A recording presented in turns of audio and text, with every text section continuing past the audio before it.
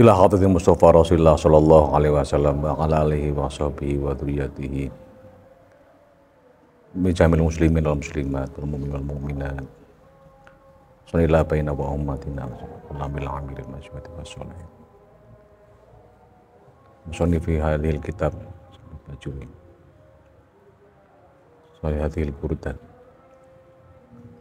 al-Bushairi syarih Imam Al-Bajuri. Semulahul Fatihah. Bismillahirrahmanirrahim. Shiratal ladzina an'amta 'alaihim ghairil maghdubi 'alaihim waladdallin. Bismillahirrahmanirrahim. Allahumma iftah lana futuhal arifin wa hifdzal mursalin wa ilhamal malaikatil muqarrabin bi rahmatika ya arhamar rahimin. Bismillahirrahmanirrahim. Qala Nadhim wala tazawwatu qoblal mauti nafilatan walam usolli siwa fardin walam asumi. Bismillahirrahmanirrahim. Nadhum ini masih kaitannya dengan yang di atas, yang mengkaitkan antara apa yang kita lakukan terusannya kita itu terkait dengan gangguan nafsu dan gangguan setan, kemudian kita seringkali melupakan sesuatu yang seharusnya kita lakukan. Nah, kalau kita nggak melakukan sesuatu yang seharusnya kita lakukan, atau kita melakukan kesalahan pada sesuatu disengaja ataupun tidak sengaja, maka kita satu, perbanyak istighfar. Kenapa istighfar? Karena kita nggak tahu kapan kita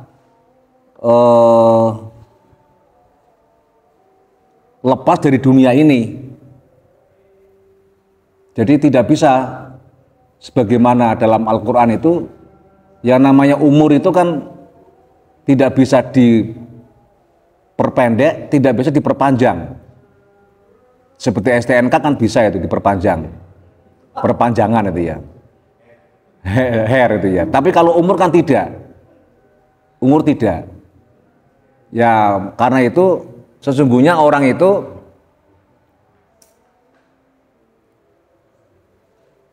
wah ini rodo trouble iki.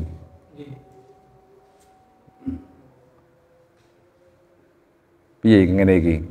Mandek berhenti.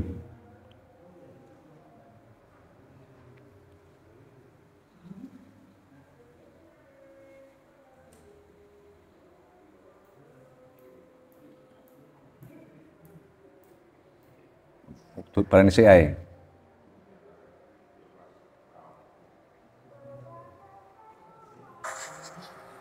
Innalillahi wa inna.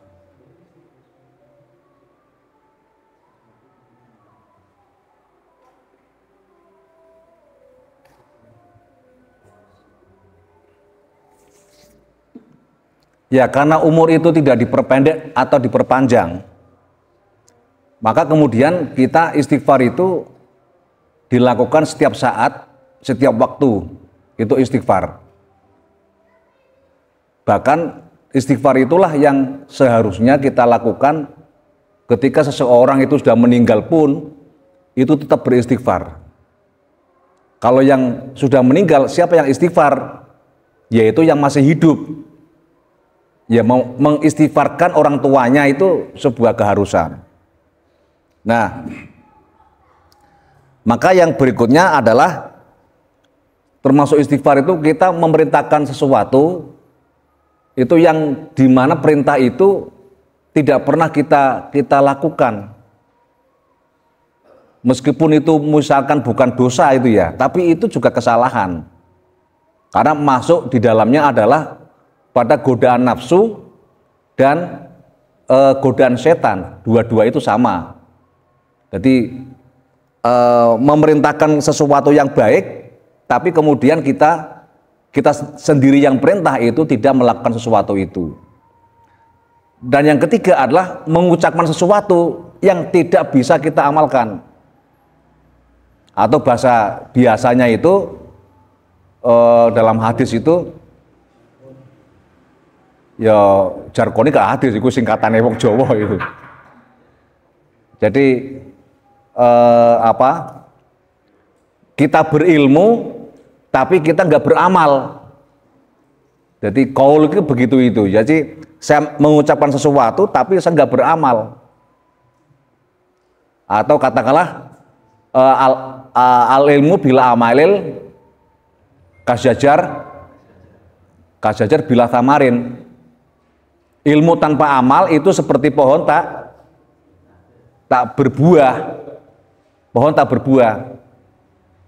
Kalau kecuali kalau keindahan itu ya. Ada juga pohon yang tidak berbuah tapi bermanfaat kayak bunga-bunga itu ya. Bonsai pohon tidak berbunga ada itu ya.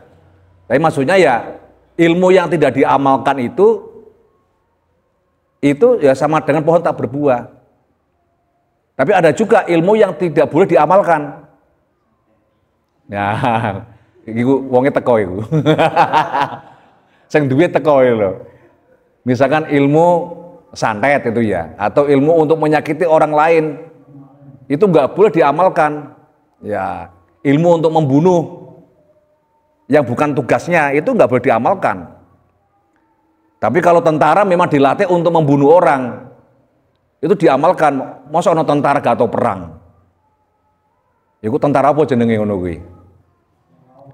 Tentara gak tahu perang itu ya.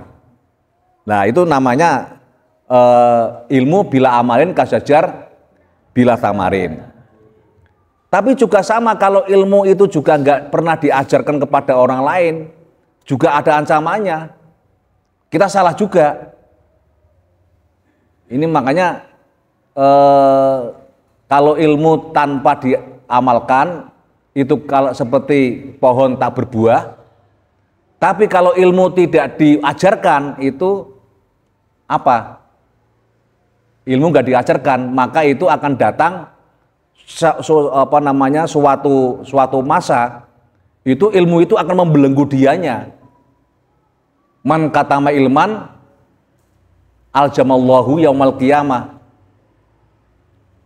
Siapa yang punya ilmu tidak diajarkan, ilmunya disimpan itu ya, ilmunya disimpan, ya pura-pura nggak tahu, sehingga dia istilahnya yang bodohi itu ya, padahal dia nggak bodoh, tapi itu nanti ilmu itu akan menjadi apa? Akan menjadi kalung, sembondo apa jenenge?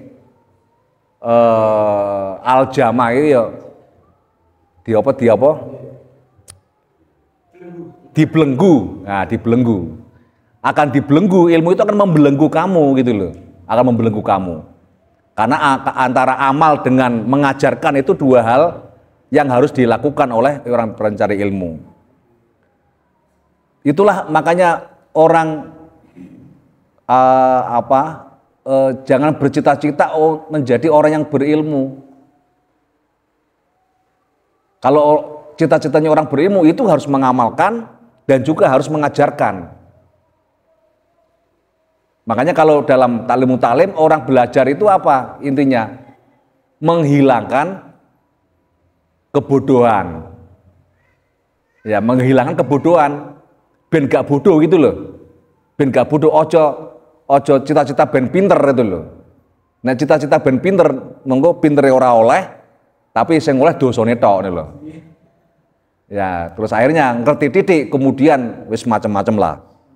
Alasannya apa? Alasannya kan khotibunas walu ayatan itu loh. Apa? Balighu ani walau ayah itu loh. Sampaikan ke dari saya meskipun satu ayat, tapi kadang-kadang ngerti seayat kemudian menyalahkan orang lain itu ya. Itu yang repot. Sekarang kan banyaknya begitu-begitu kan. Ngerti hanya beberapa ayat tapi kemudian dia ceramah menyalahkan orang lain yang lebih tahu ayat-ayat itu loh. Lebih tahu ayat-ayat. Makanya terjadilah apa yang disebut sebagai ya takfiri gitu ya. Apa yang disebut macam-macam kan itu kan. Disebut macam-macam. Nah, maka yang berikutnya adalah di samping tadi berkata sesuatu tapi tidak pernah tidak pernah melakukan sesuatu itu. Berikutnya adalah dia melakukan sesuatu dan dia tahu bahwa itu kebaikan, al khair itu ya. Tapi kemudian dia tidak istiqomah. Loh, enggak istiqomah aja sudah termasuk itu adalah bukan secara fikih ya. Itu dosa secara hati. Jadi tidak istiqomah itu juga salah gitu loh. Maka kenapa harus istighfar? Enggak istiqomah saja itu salah. Karena hatinya tergoda oleh nafsu, tergoda oleh setan. Termasuk ngajiku juga sama. Nek gak istiqomah yuk kudu agak istighfar. Mana sampai nek gak budal iku ojo menggerutu, istighfar gitu loh. Kok gak kuliah gak iso teko yo istighfar itu loh. Karena apa? Gak istiqomah dalam kebaikan. Nah, gak istiqomah. Itulah salah satu kenapa seseorang itu memang harus betul-betul mendalami dalam dirinya itu, membersihkan hati, kemudian mengisi hatinya menjadi sesuatu yang istiqomah, itu yang penting. Dan inilah yang kemudian istiqomah itu terus menerus itu ya. Tidak seperti kendang Jawa gitu ya. Tahu kendang ya? Apa? Jadi tutupnya itu hanya di kanan dan di kiri, tengahnya kosong itu ya, tengahnya bolong ya, bolong-bolong. Ya, tengahnya bolong-bolong. Ya biasanya nek poso, ulan poso ngono kae. Ya bolong-bolong tok isine iki. Salat ya semono uga ya bolong-bolong itu loh. Nah, itu seperti kendang Jawa. Jadi tutup hanya di depan dan di belakang. Ya, syahadat iku nek pertama dadi manten, terus nek arep mati karepe ben iso syahadat. Tapi arek kan gak iso dadi kendang Jawa juga. Saya kakek dadi kendang dangdut itu loh. Cuman dhuwure tok kan, ngisor kan bolong. Iku malah luwe-luwe nemen iki. Jadi dhuwure tok ana apa niki enek tutupe, ngisore bolong. Ya iso-iso hanya syahadat di awal, tapi di akhir hidupnya itu tidak baik. Maka kebaikan itu harus dilakukan secara terus-menerus dan dibiasakan oleh kita secara bersama-sama. Lah itu yang paling berat kan istiqomah. Istiqomah yang paling berat. Padha karo awake dhewe nggawe sesuatu. Kita membuat itu lebih mudah. Tapi mengistiqomahkan, melanggengkan, mengkonsistensikan gitu ya. Itu yang berat. Gawe taman, gampang gawe taman. Tapi bagaimana taman itu bisa terus-menerus baik? Gak pernah disiram, suketnya gak pernah dicabuti itu ya. Maka itulah yang disebut sebagai tidak istiqomah. Nah, tidak istiqomah. Karena itu dalam hal hati pun dalam melakukan kebaikan al khair itu juga harus istiqomah. Ya, istiqomah ini kan salah satu pedoman hidup kita dalam semua hal. Dalam semua hal kita hidup seperti itu. Kita mau dagang, maka juga harus istiqomah. Dagang harus istiqomah. Misalkan kita dagang apa gitu ya. Misalkan rempeyek, payek. Kita taruh di warung-warung. Biasanya kan di pasok itu setiap hari, setiap pagi. Kan itu kan. Maka terus-menerus harus setiap pagi terus. Jangan sampai kemudian kita biasanya esok kemudian sore. Wis iku bakulan kan begitu, itu harus istiqomah. Selalu pagi, karena kalau siang mengecewakan orang. Lah mengecewakan orang itu kan juga salah gitu loh. Itu salah. Itu perbuatan yang salah menurut begini ini. Menurut istiqomah dalam konteks ini. Apalagi celong-celong gitu ya. Misalkan sekarang memasukkan ke warung, besok prei. Wis berarti wakeh kemudian prei. Buka warung 24 jam. Masih 24 jam itu ya buka esok jam 5, tutup jam 5, lagi esok lagi di hari berikutnya. Tapi ya wes, bareng tutup terus.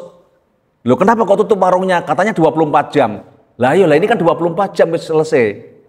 Buka warung 24 jam. Berikutnya ditutup. Kan sudah 24 jam selesai itu ya. Lah itu namanya tidak istiqomah. Karena itu salah satu kenapa kita tidak istiqomah, apa efeknya? Akibatnya adalah kita lebih banyak kegagalan dalam melakukan sesuatu. Termasuk dalam hal duniawi, itu harus istiqomah. Istiqomah. Bisnis harus istiqomah. Kalau kita dagangnya misalkan es harus es terus meskipun waktu hujan. Itu namanya istiqomah. Tapi dengan cara tertentu, misalkan es panas itu ya. Kan dulu kan ada itu es panas itu ya. Es goreng itu ya, es goreng. Kemudian kalau misalkan nanti kalau kita musim hujan pindah bakulan itu ya. Nanti tinggal lagi tukang es itu ya. Nggak lagi bakul es. Karena itu kalau istiqomah kita hanya kan melihat saja yang beli kalau misalkan musim kemarau berapa bakulan es itu ya.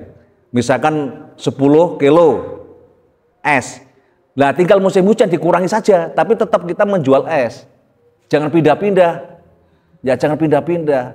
Itu istiqomah namanya. Lah yang cah nom-nom juga sama. Orang pacaran itu juga harus istiqomah. Yo kuwi-kuwi ae sitok dulu. Ojo gonta-ganti pacar itu loh. Ayo siapa sing gonta-ganti pacar itu loh. Ya, kalau gonta-ganti pacar, iku ya jadi bubrah kabeh, nggak akan gagal itu loh, akan gagal. Apa maneh gonta-ganti bojo itu loh. Lah iku luwih remuk neh itu ya. Ya. Lah ya gonta-ganti bojo dhisik zaman tak rabi kok wayu, saiki kok elek. Ya mesti to. Lah zaman tak rabi kok sik langsing, saiki kok lemu ngono kuwi ya. Sing dadi lemu ya awakmu ngono lho. Saat durung rabi kok sik perawan, saiki wis gak perawan neh itu ya. Nah, karena itulah itu istiqomah menjadi sesuatu yang sangat penting. Karena itu kalau kita melakukan sesuatu itu harus kita pikirkan dalam semua hal, apakah itu persoalan duniawi atau tidak, itu ya harus paham. Kalau kita misalkan jualan pecel, ya pecel terus, ojo gonta-ganti. Pecel kemudian wah delok tanggone bakulan soto. Tambahi soto, pindah yang soto. Tambahin wah tonggoku bakulan rawon. Ganti bakulan rawon. Itu gak istiqomah dalam hal berbisnis. Karena itu berbisnis itu sama dengan dalam beramal ibadah juga sama. Harus istiqomah. Maka itu adalah kunci keberhasilan di dalam perbuatan sesuatu. Apakah itu persoalan duniawi maupun ukhrawi, itu sama-sama istiqomah menjadi sangat penting.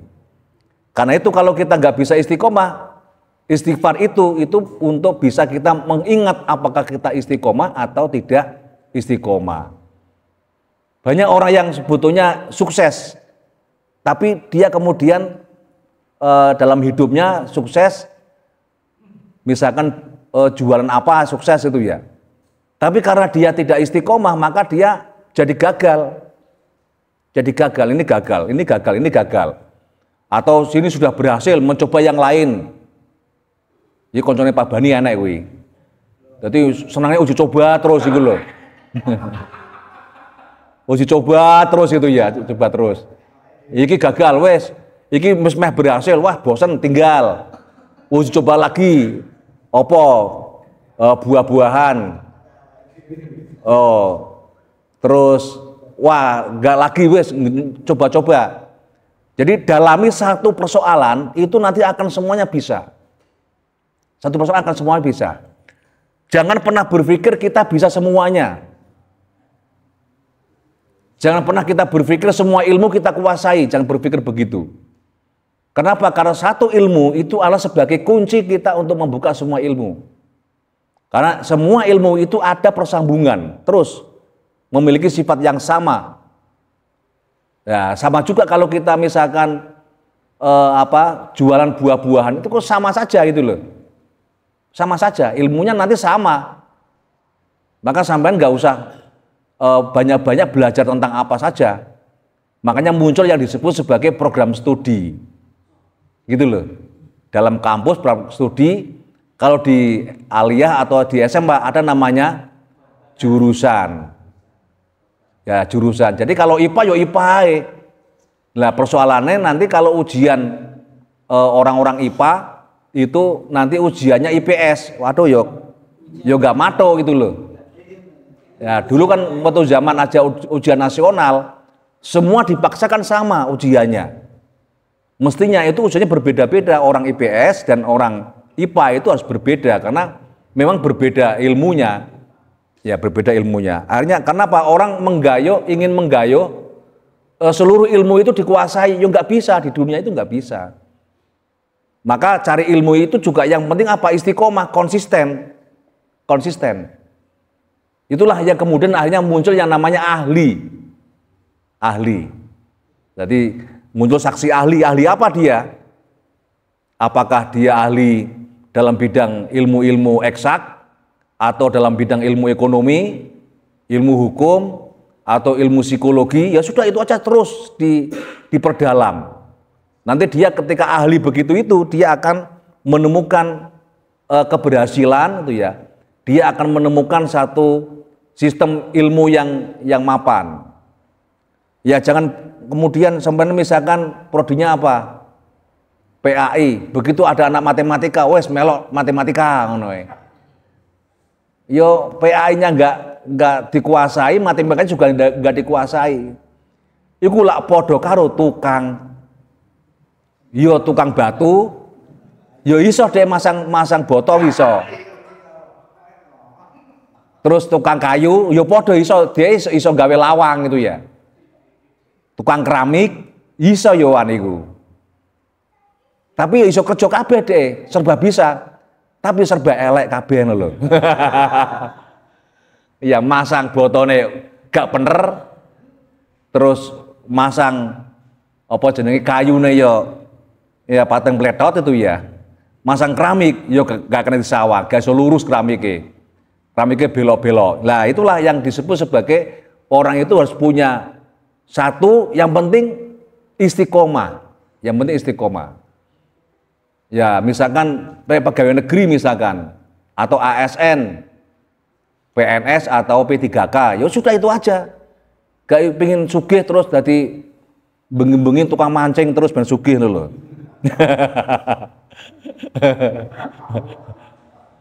Enak saya kene-kene enak kok. Tapi nek iku juga apa-apa ini tuh ya. Ya, yang penting kok nek malam Rebu kena nggo gawe ngaji, tapi yo istiqomah lho. Jadi ben malam Selasa iku wis mancing, engko malam Rebone ya ngaji, engko gawe ngaji. Ya soal iku cuman iwak-iwak layur kan gak apa-apa to. Iwak layur nek gede kan yo enak ae lah gitu loh. Itu istiqomah. Termasuk kita beristighfar itu apa? Wala tazawwatu.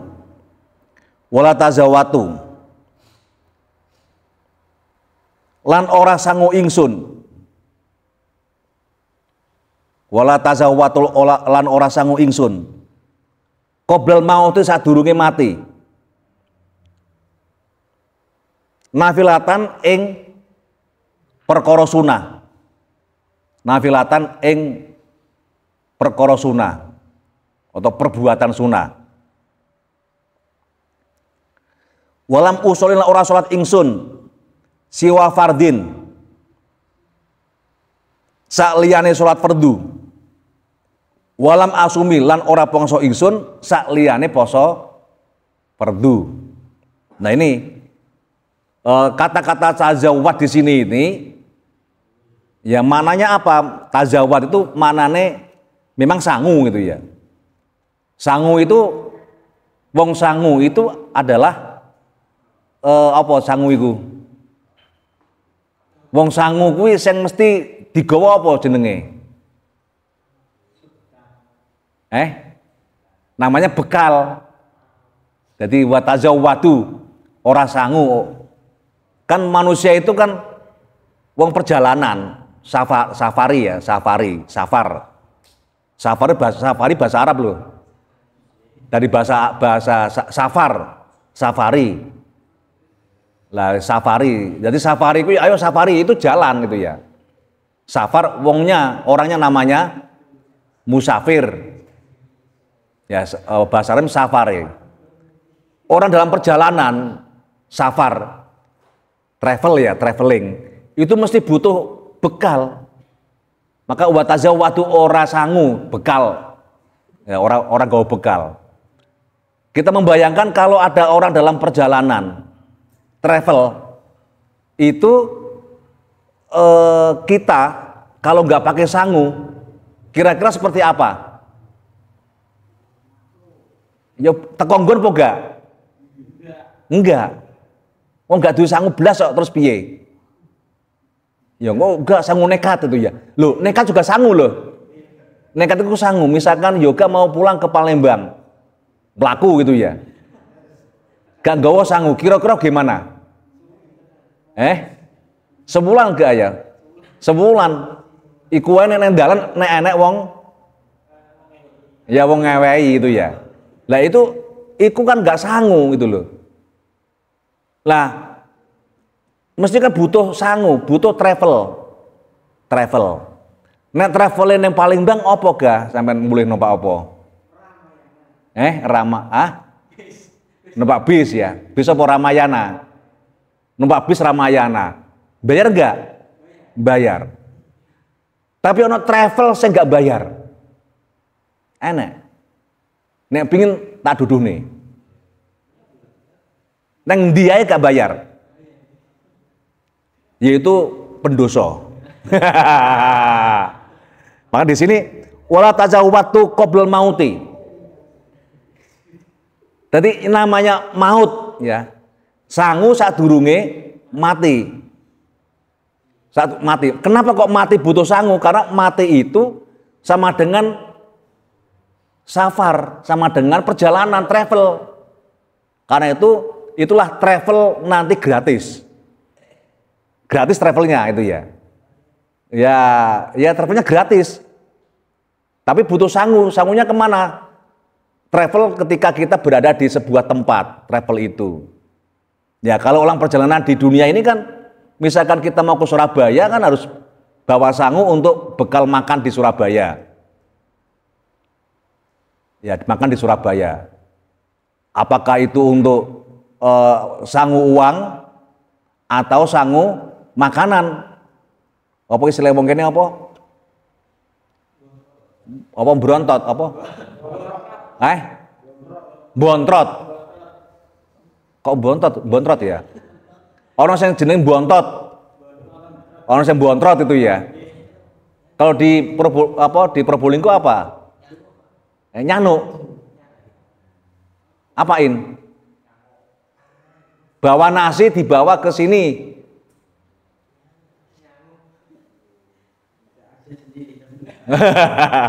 Wah, wis lupa kacang lupa sama kulitnya itu ya. Nah, ketika orang itu menikmati pun ya, mati itu perjalanan. Makanya mati itu sesungguhnya bukan kematian, tapi hanya pindah tempat. Mati itulah kehidupan baru. Ya, mati itu kehidupan baru, perjalanan baru. Sama juga kita lahir, itu juga sebetulnya kan dulu ketika kita ke sini itu namanya mati dalam kandungan ya. Jadi kita keluar itu sama dengan kita mati. Makanya kita kenapa kita ketika keluar dari rahim ibu kita itu menangis karena kita kaget, beda alam gitu loh. Di alam kandungan dengan alam dunia.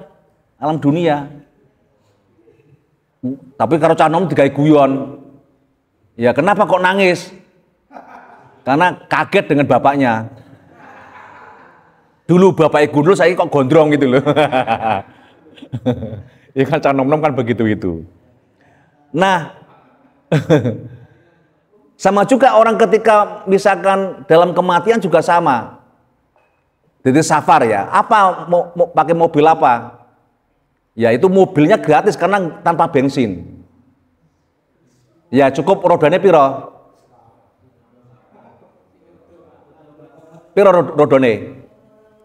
Rodone 8. Kok apa toh?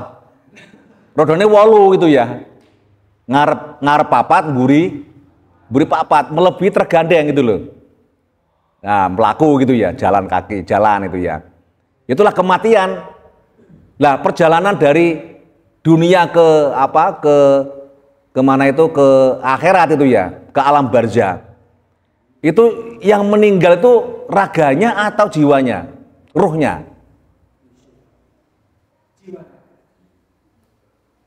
Ya enggak.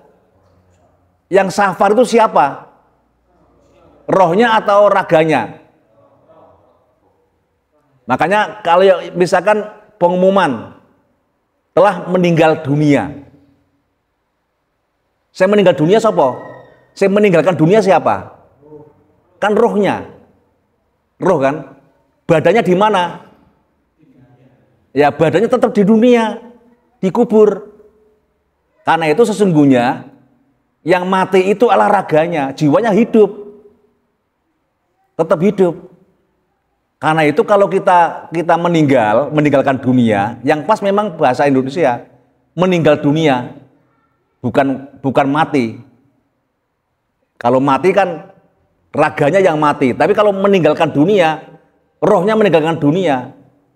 Innalillahi wa inna ilaihi rajiun. Jadi yang kembali kepada Allah itu adalah jiwanya. Raganya tetap di dunia ini. Ya raganya di dunia. Yang nanti akan dibangkitkan kembali pada yaumil qiyamah. Dibangkitkan kembali. Yaumul ba'as. Hari kebangkitan. Nah, jiwanya itu yang ke sana. Jiwanya yang apa namanya? Yang ke alam barzah. Atau yang disebut sebagai alam penantian. Alam barzah itu tidak surga, tidak neraka. Itu bukan surga, bukan neraka, tapi alam penantian. Nah, alam penantian di situ itu. Oh, belum surga, belum neraka, nanti. Kalau sudah kiamat baru diinikan. Cuman di alam penantian itu agak mirip dengan kesengsaraan atau kebahagiaan. Itu loh. Makanya nek wong zaman dhisik kuwi muga-muga ketemu dalane. Ya ketemu nggone, muga-muga ketemu nggone. Di situ nanti ya apa namanya orang akan ketemu dengan siapa kita di dunia ini itu loh. Misalkan mbah-mbah kita itu kok karena ulama ya, mbah-mbah kita itu kiai, tokoh. Mereka di alam itu, alam barzah itu mereka hidup dengan penuh kesenangan. Lah kita itu bisa temu atau tidak? Tergantung pada kita. Kalau kita itu meskipun kita itu anaknya orang hebat, tapi kalau perilaku kita itu jahat, yuk kita di situ itu disiksa. Kalau kita jelek dan kita nggak bisa ketemu gitu loh, kita nggak bisa ketemu dengan nenek moyang kita, nggak bisa ketemu, atau tidak bisa ketemu dengan orang baik-baik. Wah, apa pernah mati gitu loh? Yo, ini gak percaya ya mati yo loh. Nek gak percaya mati yo, mesti akan ketemu dulu. Ketemu dengan siapa? Tergantung kita. Ya, tergantung kita. Dan kita tidak bisa kemudian misalkan bagaimana kalau mbah-mbah kita di sengsara gitu ya, sengsara. Bisa ketemu enggak? Bisa ketemu. Misalkan orang tua kita itu kita hebat lah itu di dunia ini. Misalkan dulu mbah kita itu, karena dulu ya zaman dulu misalkan mbah kita itu penyembah berhala atau apa ya, atau pokoknya bajingan. Kemudian kita itu anaknya bajingan itu dulu bajingan itu ya. Kemudian kita ngaji, mondok, jadi pintar, jadi kiai, bisa nggak nolong kepada orang tuanya? Bisa. Karena itulah yang namanya anak itu bisa menolong orang tuanya. Bisa menolong orang tuanya. Dan anak yang begini nih itu tidak hanya ketemu orang tuanya. Yang disebut orang tua itu tidak hanya ayah dan ibu, tapi juga nenek, kakek, buyut itu ya, sampai ke atas. Itu bisa semuanya. Nanti bisa ketemu dengan mereka-mereka. Nek gak percaya jajal matio loh. Jajal matio. Ya, nek wis pernah mati nanti akan ada yang seperti itu. Nanti ketemu sopo, nanti habis mati di sana, nanti WA neng konku loh. Ketemu iki Pak itu loh.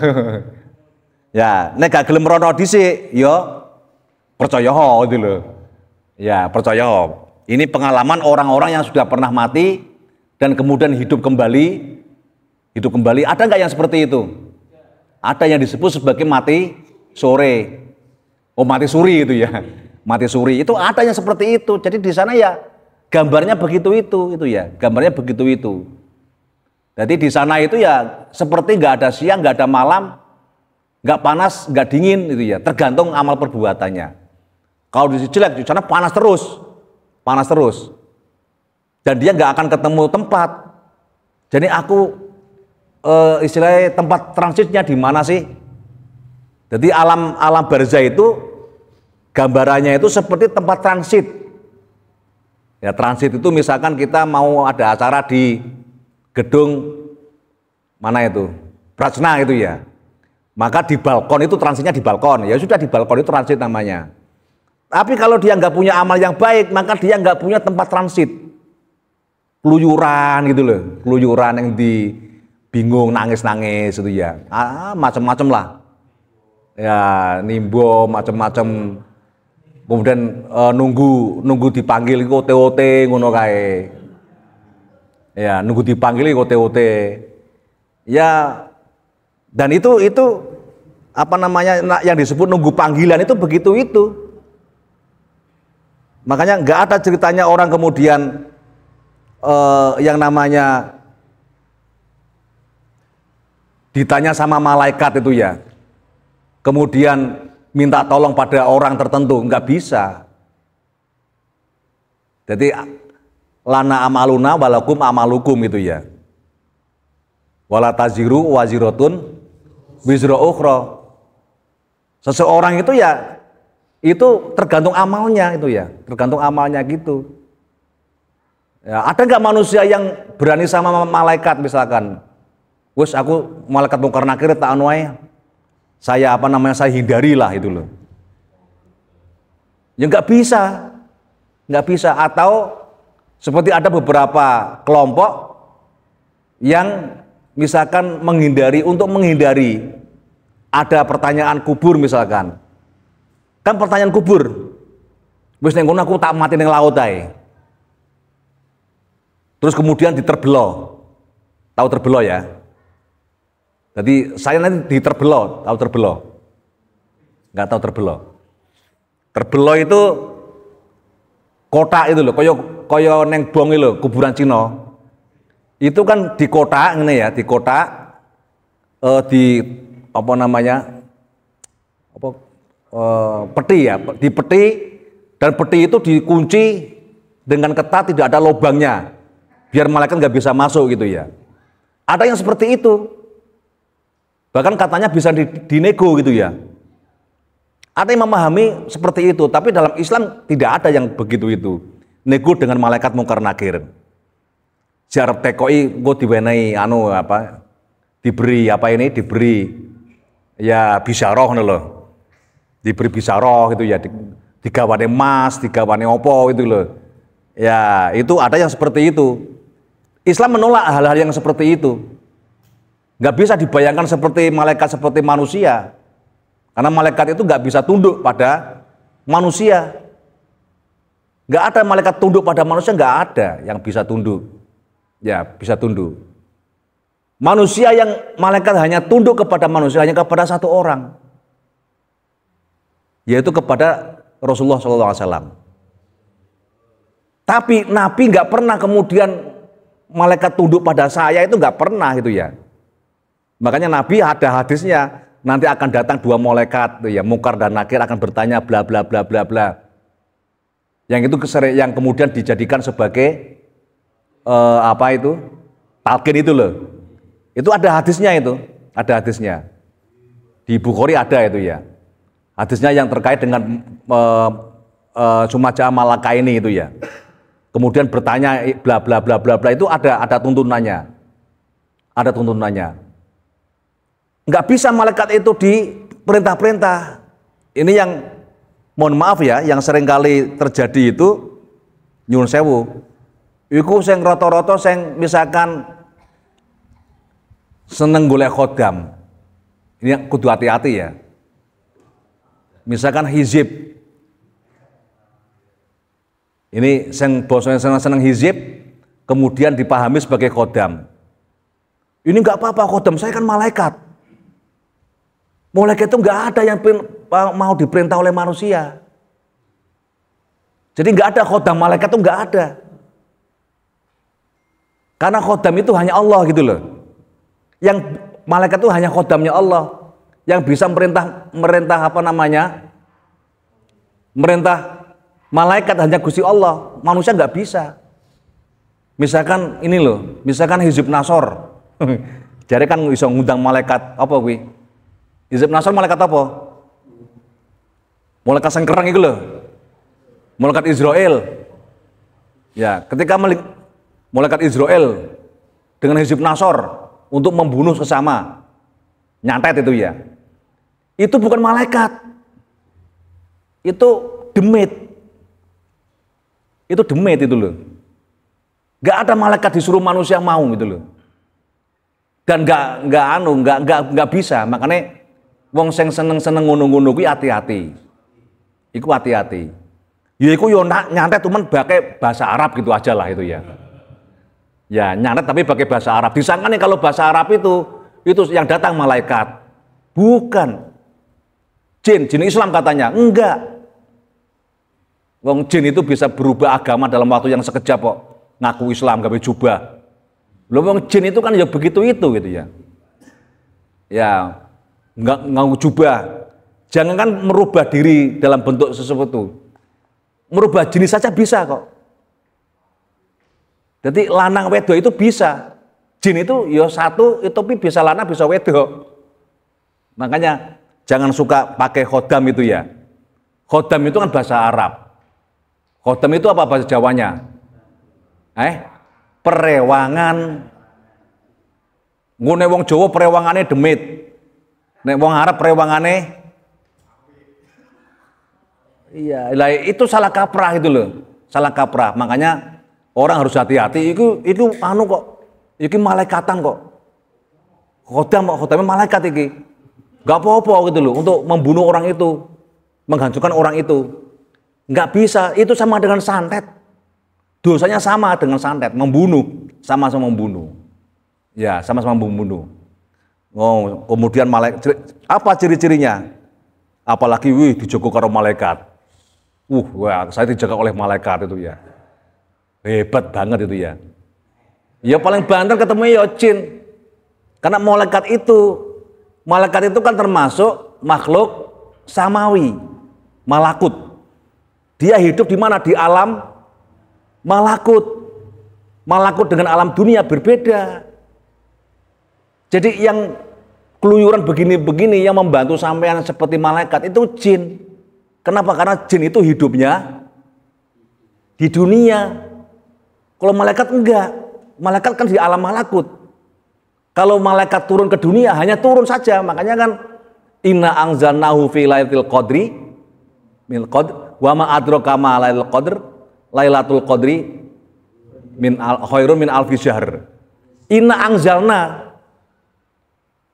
Jadi yang turun siapa? Malaikat turun itu ya.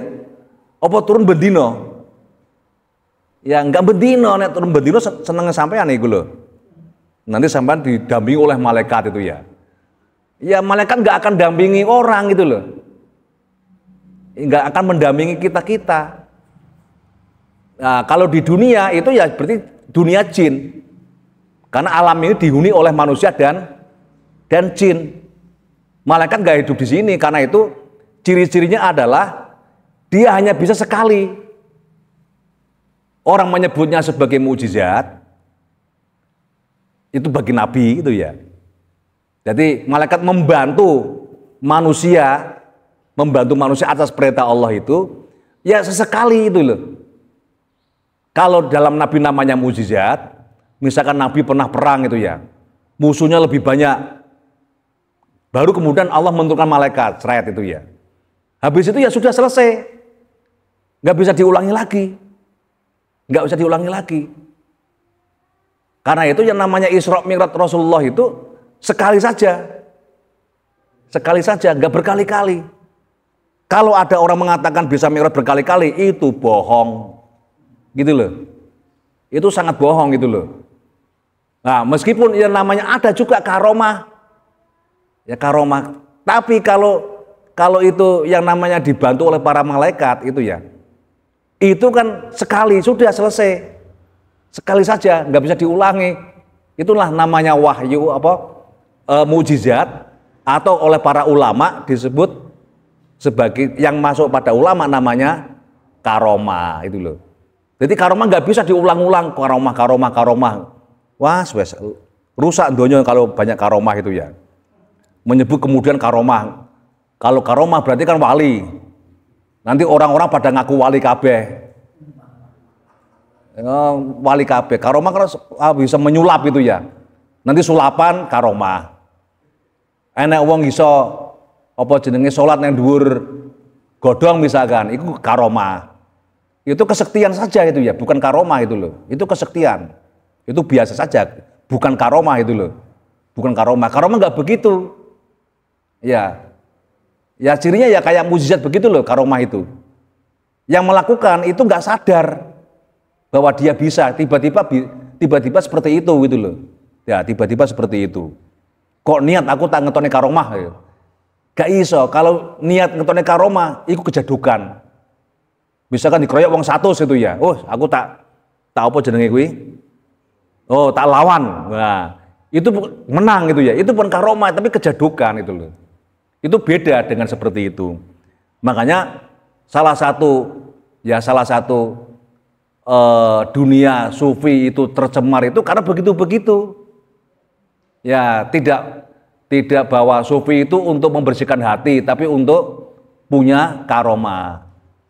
Ya, artinya murid-muridnya itu anggotanya yang disebut sebagai torikoh itu gitu ya. Itu banyak juga yang kemudian melakukan bukan karomah sebetulnya, tapi kejadukan atau kesaktian. Yang itu disengaja, karomah nggak disengaja, sama dengan mukjizat. Mukjizat juga nggak disengaja. Jadi misalkan saya mau terbang ya ke pokoknya saya di sini sekarang juga saya ingin haji, paling nggak naik pesawat, niat itu ya, niat. Itu bukan karomah.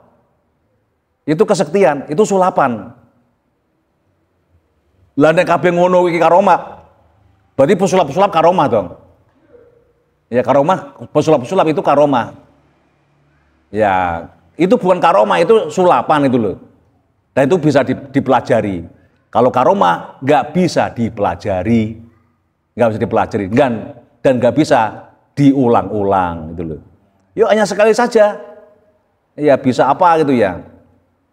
Ya bisa terbang atau bisa apa gitu ya.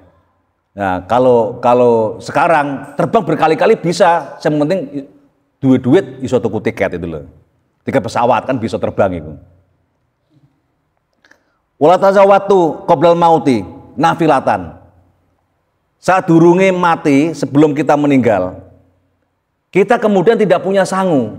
Lah sangune apa? Kalau tadi orang safar biasa, di dunia ini sangune adalah hal-hal yang bersifat materi, maka sangune orang mau mati, ya sangu mati, sangu itu kan dicepakne atau disiapkan kan sebelum pelaksanaan.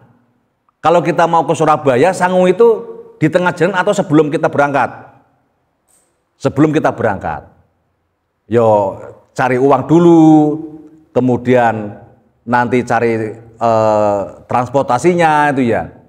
Tapi kalau jiwa itu sangunya bukan hal yang bersifat materi, tapi bersifat amal ibadah. Apa amal ibadahnya itu? Yaitu qoblal mauti nafilatan. Kita melupakan hal-hal yang bersifat kesunahan. Itu termasuk kita melupakan sangu. Padahal biasanya kan sangu itu apa kita itu? Yo sholat, yo poso. Itu sebetulnya bukan sangu secara sempurna. Karena itu hanya kewajiban. Ya kewajiban. Nah kewajiban itu tentu akan bolong-bolong. Karena itu seseorang yang melakukan fardu maka harus dibarengi, diimbangi dengan hal yang bersifat sunnah. Makanya walam usolli siwa fardin. Saya tidak sholat walam usolli. Lan aku ora sholat siwa fardin kecuali yang bersifat fardu. Itu enggak kita sanggupnya kurang. Yo ngepres lah. Karena itu fardu itu adalah sangu yo sangu tapi ngepres. Apa ngepres ya? Apa? Pas-pasan. Ya pas-pasan. Pas-pasan iya nek pas kene unda-undaan apa namanya tikete. Begitu kita mau naik apa jeneng kuwi bis tibae pas wayahe munda. Biasanya kene Surabaya 35.000, tiba-tiba 50.000. Kita kadung sangu 35. Kadung sangu 35. 35 iku ning dalan ngene ning terminal ngelak tuku es teh kelong piro kuwi? Kelong 2.500 gitu loh. Wis kelong itu loh. Ya kita jadi nggak bisa sampai. Sama juga ketika kita ibadah hanya yang fardu, yang mahdhoh. Ibadah mahdhoh. Misalkan hanya sholat fardu. Hanya 5 kali sholat fardu yang wajib itu ya. Tapi kita nggak pernah sholat sunnah. Apakah sholat sunnah yang rawatib, yaitu sholat sunnah sebelum atau sesudah sholat fardu, atau sunnah-sunnah yang lain, sholat sunnah tahajud, ataupun sholat sunnah duha, itu kan sholat sunnah. Kenapa seperti itu kok bisa kurang? Bahasane orang sholat itu yang diterima kan khusyuknya. Kira-kira kita itu khusyuk enggak? Kira-kira kita khusyuk enggak kira-kira? Yuk nilai dewe-dewe lah itu ya. Minimal ketika kita takbiratul ihram. Khusyuk enggak? Tak kira kok susah. Ya susah. Bahkan ketika Sayyidina Ali dites oleh Kanjeng Nabi. Ya, dites Kanjeng Nabi. Ya Ali, kalau kamu sholat khusyuk, ya kalau kamu sholat khusyuk, maka kamu akan saya kasih hadiah surban. Ya, saya kasih hadiah surban. Wis di fasih-fasih nih, wis di apa? Tumak ninahke itu ya. Wah, bareng ngono kuwi wis sholat selesai dia menghadap ke Nabi. Ya Rasul, saya sudah khusyuk sholat saya. Mana surbannya? Lah, berarti kamu sholat karena sorban. Berarti ketika sholat Sayyidina Ali itu ingat sorban itu loh. Ingat sorban. Itu enggak khusyuk. Berarti kira-kira diterima enggak sholatnya? Nah, diterimanya secara apa? Syariat diterima. Tapi itu namanya sholat yang bolong-bolong gitu loh. Ya, sholatnya bolong-bolong. Nah, baru kemudian ketika Sayyidina Ali itu dipanah, kemudian panah itu Sayyidina Ali pesan, ketika saya sholat tolong panah itu dicabut. Begitu Sayyidina Ali sedang sholat itu ya, baru panah itu dicabut. Setelah selesai Sayyidina Ali sholat, marah Sayyidina Ali. Sudah saya suruh cabut, enggak dicabut-cabut gimana? Nah, itu sampun Sayyidina Ali. Begitu lihat sudah selesai. Itulah Sayyidina Ali namanya khusyuk. Jadi sholat khusyuk itu kalau kita kena panah itu dicabut nggak terasa.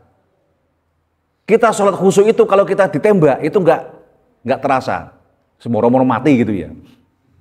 Itu berarti khusyuk sholat kita. Tapi kalau sholat kita itu duar ya, langsung wow gitu ya. Itu bagi kita belum khusyuk. Itu uji coba seperti itu.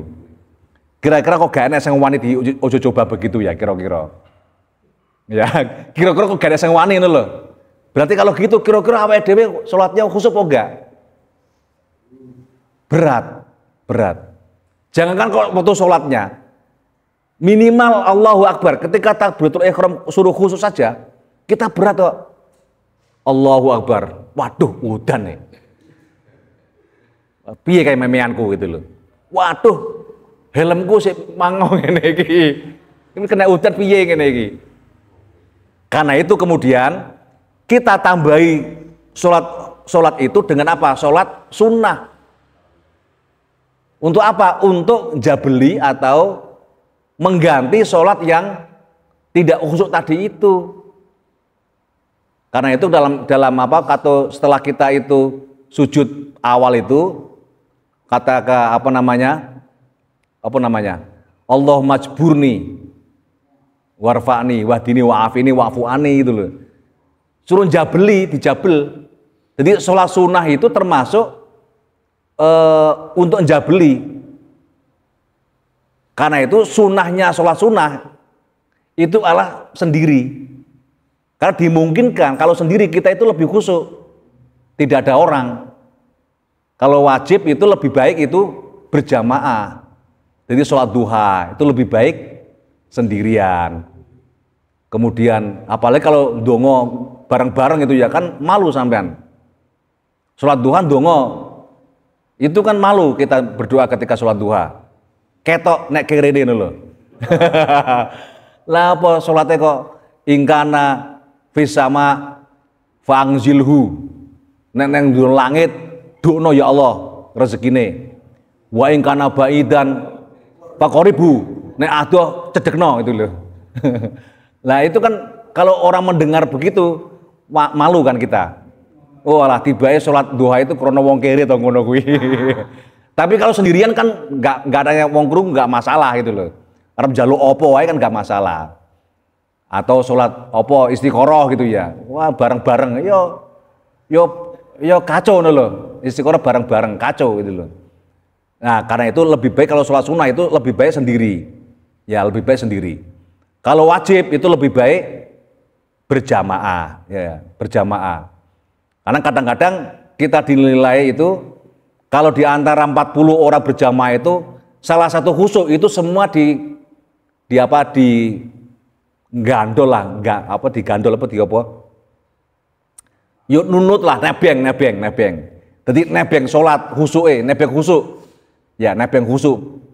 Jadi nebeng khusyuk saja itu ya, itu bisa.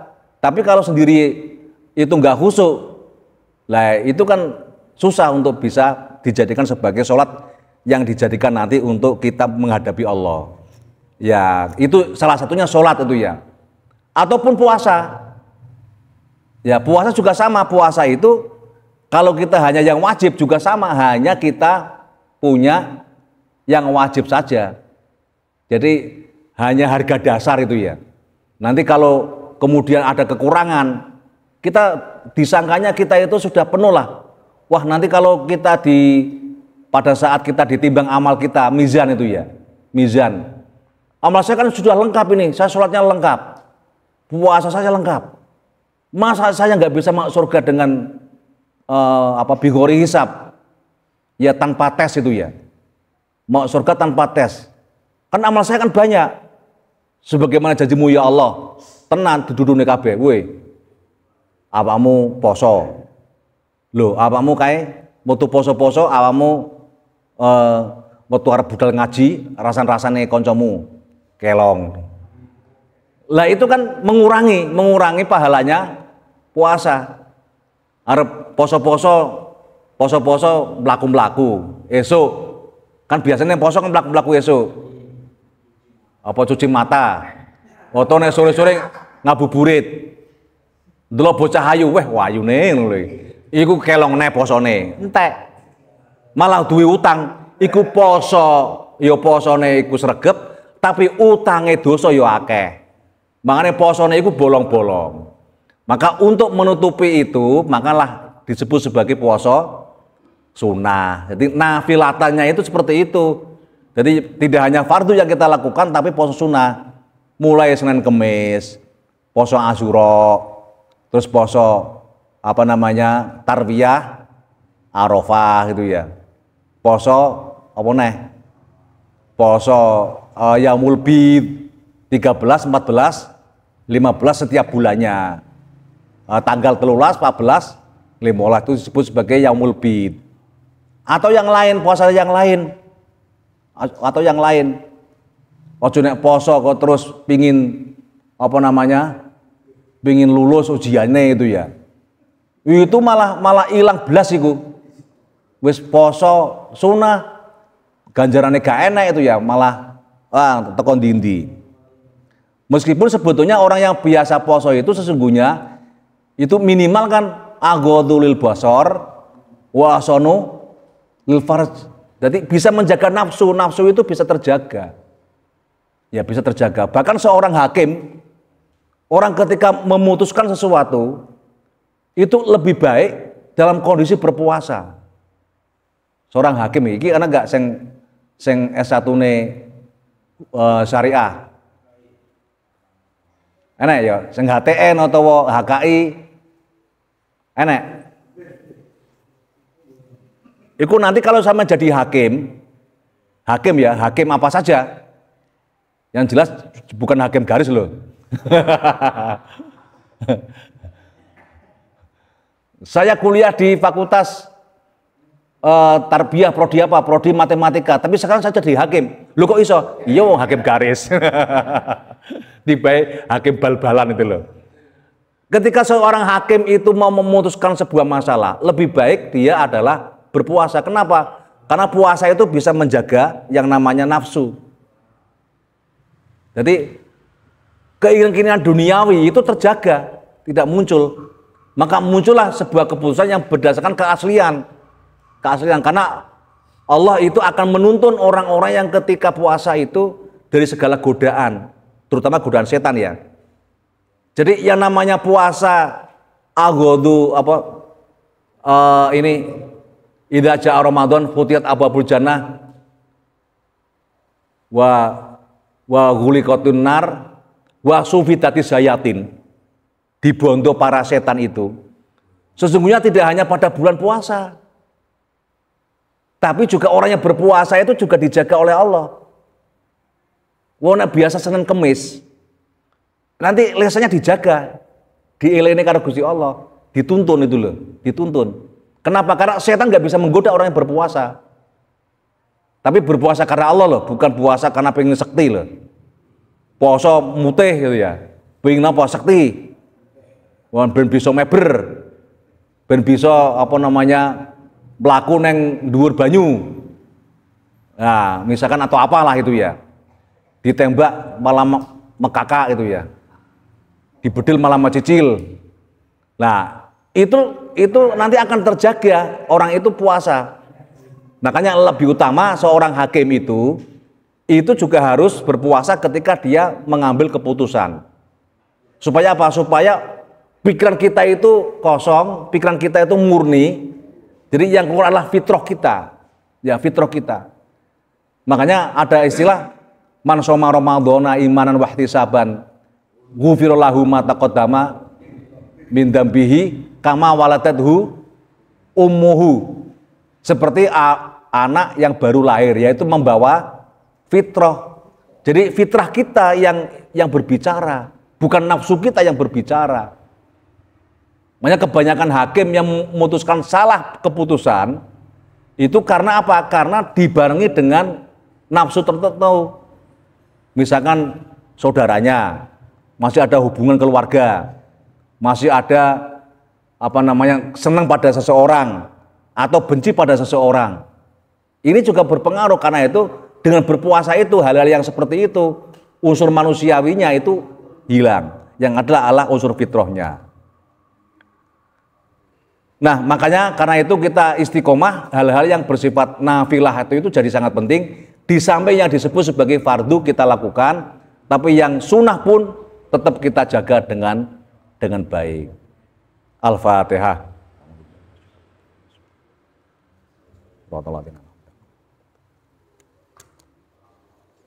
Wallahu a'lam bishawab.